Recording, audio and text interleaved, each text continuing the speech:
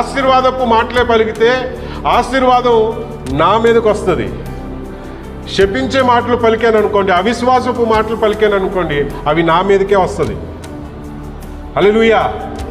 నా మీదకి, నా కుటుంబం మీదకి, నా పిల్లలకి, ఏమండి నా యొక్క కుటుంబ సభ్యులు, ఇవన్నీ కూడా ఇక్కడే ఉంటాయి. ఏమండి పొరుగువాన్ని శపించడానికి దేవుడు మిమ్మల్ని ఎన్నుకోలేదు.